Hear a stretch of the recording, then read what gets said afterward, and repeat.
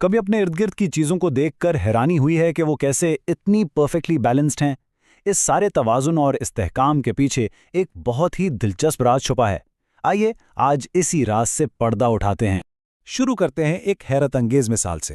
तमिलनाडु में ये एक चट्टान है, वजन है 2.5 लाख किलोग्राम और ये टिकी हुई है सिर्फ 2 मुरब्बा फुट की छोटी सी जगह पर। सवाल ये है कि कैसे? अच्छा, ये तो सबने देखा होगा, रस्सी पर चलने वाला करतबबाज वो हमेशा अपने हाथ में एक लंबी सी भारी छड़ी क्यों रखता है? क्या इसके बगैर रस्सी पार नहीं की जा सकती? और फिर है दुनिया का मशहूर तरीन अजूबा, पीसा का झुका हुआ मीनार। ये 850 साल से ऐसे ही टेढ़ा खड़ा है, लेकिन आज तक गिरा क्यों नहीं? आखिर क्या चीज इसे गिरने से रोके हुए है?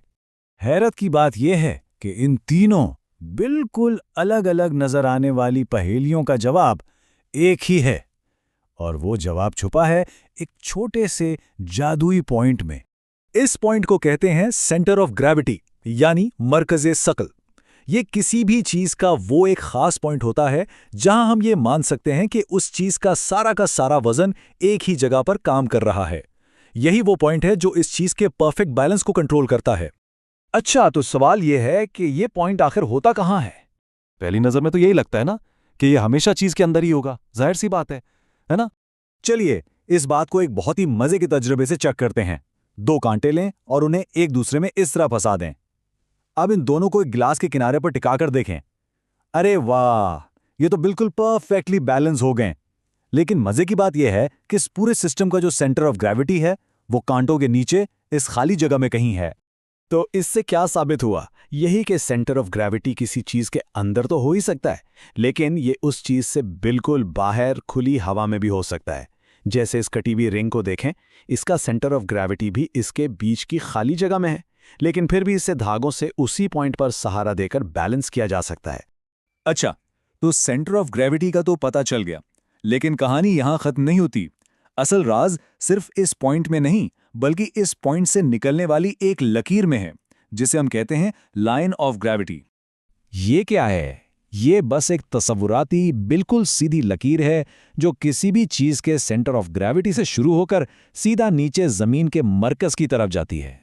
और यही लकीर हमें बैलेंस का सबसे बड़ा उसूल बताती है। उसूल बहुत सादा सा है। अगर ये लाइन ऑफ ग्रेविटी किसी चीज की बुनियाद यानी उसके बेस ऑफ सपोर्ट के अंदर गिर रही है, तो वो चीज स्टेबल रहेगी, यानी गिरेगी नहीं। और अगर ये लकीर उसकी बुनियाद से बाहर निकल गई, तो वो चीज अनस्टेबल हो जाएगी और गिर पड़ेगी। बस इतनी सी बात है। तो अब जब हम ये सुनहरी उसूल जान चुके हैं, चलिए वापस चलते हैं अपनी शुरू की पहेलियों की तरफ और उन्हें हल करते हैं। तो पिसा का मीनार क्यों नहीं गिरता? क्योंकि इतना झुका होने के बावजूद उसकी लाइन ऑफ ग्रेविटी आज भी उसकी बहुत बड़ी और चौड़ी बुनियाद के अंदर ही गिरती है। जब तक वो लकीर बुनियाद के अंदर है, ये मीनार बिल्कुल महफूज और स्टेबल है। चलें अब इसी उसूल को खुद पर आजमा कर देखते हैं। दीवार के साथ अपनी एड़ियां जोड़कर बिल्कुल सीधा खड़ा होना है। अब अपने सामने फर्श पर कोई चीज रखें और पांव हिलाए बगैर उसे उठाने की कोशिश करें। क्या हुआ? नहीं उठा पाए ना? गिरने से बचना भी मुश्किल हो गया होगा। ये करना लगभग नामुमकिन है। अब इसकी वजह समझें। जब हम आगे झुकते हैं तो हमारा सेंटर ऑफ ग्रेविटी भी आगे चला जाता है। खुद को गिरने से बचाने के लिए हमारा जिस्म खुद ब खुद हमारे कूलों को थोड़ा पीछे करता है, ताकि लाइन ऑफ ग्रेविटी हमारे पैरों के ऊपर ही रहे। लेकिन दीवार की वजह से हम पीछे नहीं हो पाते। नतीजा, लाइन ऑफ ग्रेविटी पैरों से आगे निकल जाती है और हमारा बैलेंस आउट हो जाता है। तो हमने ये तो देख लिया कि बैलेंस कैसे काम करता है, लेकिन क्या हम फिजिक्स के इसी इल्म को इस्तेमाल करके खुद से बैलेंस बना सकते हैं? जी बिल्कुल।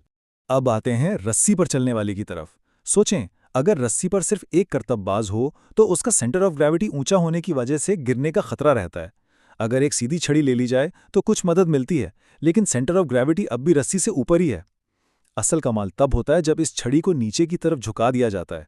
ऐसा करने से पूरे सिस्टम का, यानी इंसान और छड़ी का मिलाकर जो सेंटर ऑफ ग्रेविटी है वो नीचे चला जाता है, और जब सेंटर ऑफ ग्रेविटी रस्सी से भी नीचे आ जाए तो ये सिस्टम हैरत अंगेज तौर पर स्टेबल हो जाता है।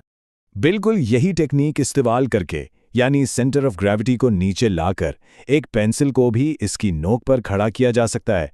बस उसके साथ नीचे की तरफ कोई वजन लटकाने की जरूरत है। तो अब जब बैलेंस का ये राज सबके सामने है, जरा अपने इर्द गिर्द देखें, और कौन सी ऐसी चीजें हैं जिन्हें इस उसूल को समझकर बैलेंस किया जा सकता है।